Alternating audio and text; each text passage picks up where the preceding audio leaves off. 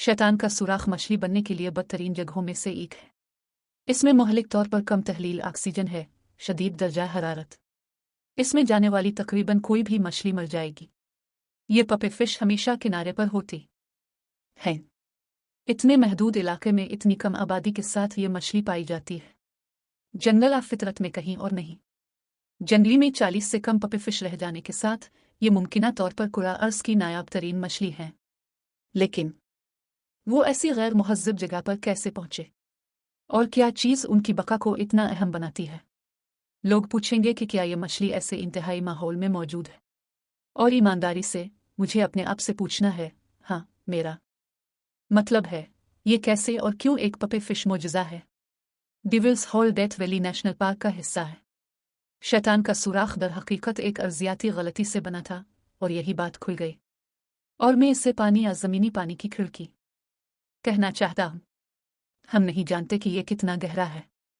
गोताखोर 436 फुट तक नीचे जा चुके हैं और उन्हें नीचे नजर नहीं आया।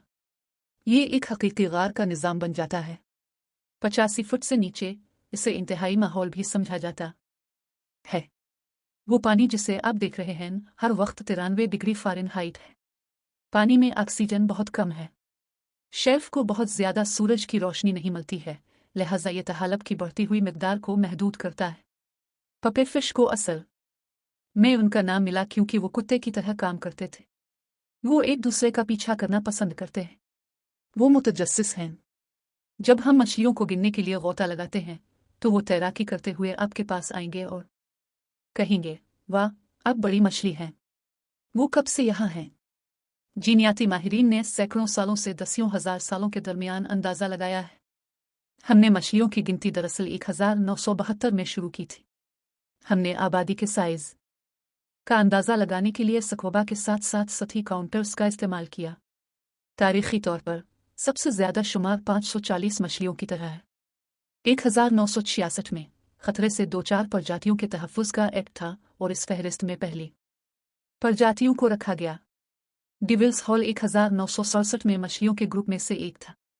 डिविल्स हॉल पपी फिश एक अजीब किस्म का मसला है क्योंकि वो इस वाकई इंतहाई माहौल में रहने के काबिल हैं, लेकिन साथ ही वो निस्बतन नाजुक मछली भी हैं। यूएनएलवी ने पाया कि जब तहलील शुदा ऑक्सीजन कम हो जाती है तो वो दरअसल एथनॉल पैदा करना शुरू कर देते हैं। और बुनियादी तौर पर जब वक्त मुश्किल हो जाता है तो मछली थोड़ी सी पी जाती है और ये ऑक्सीजन की मुकम्मल कमी से जिंदा रहने में उनकी मदद करती है। ये एक्सट्रीमोफाइल्स हैं और वो इसके किनारों पर रह रहे हैं कि मछली किस चीज़ से जिंदा रह सकती है। शैतान का सुराख इतना गहरा और पानी का इतना बड़ा होना कि दुनिया भर में ज़लज़ले ये बड़ी लहरें पैदा कर सकते हैं। अब वो वाकई सुनामी नहीं है। उन्हें दरहकीकत सशस कहा जाता है। मखसूस ज़लज़ले मकाम की गहराई और शिद्दत के लिहाज से आमतौर पर रन ऑफ फायर के आसपास, लिहाजा चली मेक्सिको से लेकर अलास्का तक, नीचे जापान तक और बहर अल काहिल के इस मगरबी हिस्से के साथ शुमाल में बड़े ज़लज़ले यहाँ इस चट्टान के ऊपर लहरों का बाइस बन सकते हैं। इस मौसम सरमा में डिविल्स हॉल ने सीशों का तजर्बा किया जो कि 2 इंतहाई नाकिस वक्त वाले ज़लज़लों का नतीजा थे। इसका असर यह हुआ कि पानी के आगे पीछे होने से तमाम तहालब, तमाम खुराक, गैर फ़करी जानवर, सब कुछ शेल्फ से दूर हो गया। इसकी वजह से खुराक में कमी आई और मछलियों को तकलीफ होने लगी। हाल ही में हम आबादी के बारे में फ़िक्रमंद हैं। हम सितंबर 2024 में 200 से ज़्यादा मछलियों से फरवरी के आखिर में 20 तक पहुंच गए। हम बुनियादी तौर पर उम्रगोसा वैली, नेवाडा में वाक़ एशमीडोज़ नेशनल वाइल्ड लाइफ रिफ्यूज के अंदर मुजाव सहरा में कहीं के वस्त में नहीं हैं और हम वहां से तकरीबन 1 मील दूर हैं जहां से असल शैतान का सुराख मौजूद है। Ash Meadows fish conservation facility Devils Hole pupfish की लाइफ बूट आबादी को बरकरार रखने के लिए बनाई गई है। लिहाजा हमने एक बहुत ही ख़राब माहौलियाती निज़ाम की नुमाइंदगी करने की कोशिश की। बुनियादी तौर पर कैद में हमें मछली जमा किए बगैर मछली जमा करने का एक तरीका निकालना था। हमने ऐसा अंडे जमा करके किया जो इब्तिदाई तौर पर तैयार किए गए थे।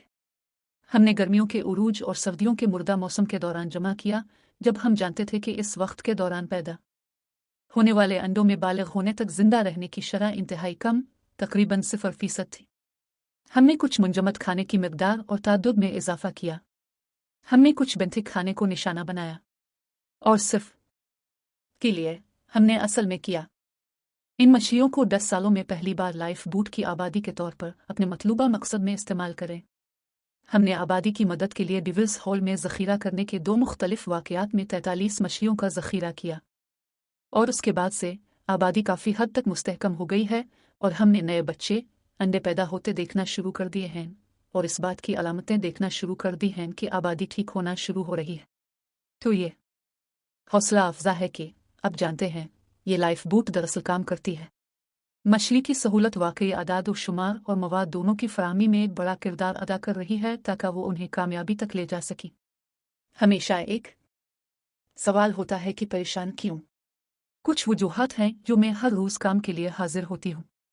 वो पिछले 10,000 सालों से जंगल में ठीक काम कर रहे हैं, लेकिन चूंकि 1950 की दहाई से खिते में इंसानी मुदाखलत और इंसानी सरगर्मियों ने उन पर असर डाला है, इसलिए आबादी जिदोजहद कर रही है और कम अज़ कम 3 मुख्तलिफ औकात में तकरीबन मदूम हो चुकी है।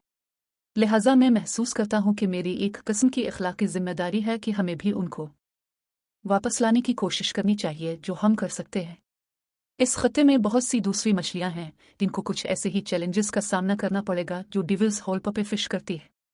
ये वाकई कोयले में कीनरी है। माइंस, आप जानते हैं पपे फिश क्यों अहम हैं? एक इंसान इंतहाई माहौल से हमारी बहुत सी दवाएं तैयार करता है, और इस तरह हम ये सीख रहे हैं कि ये कशीरू का नस्ल गर्म कम ऑक्सीजन वाले पानी में कैसे रहती है, और हम अभी तक इस के बारे में सब कुछ नहीं जानते हैं। और इस तरह ये वो चीज़ें हैं जिनके बारे में हमें मछली और माहौलियाती निज़ाम से बहुत कुछ सीखना है अगर हम उसे मदूम होने दें। इसी तरह मछली से सीखने का हमारा मौका है।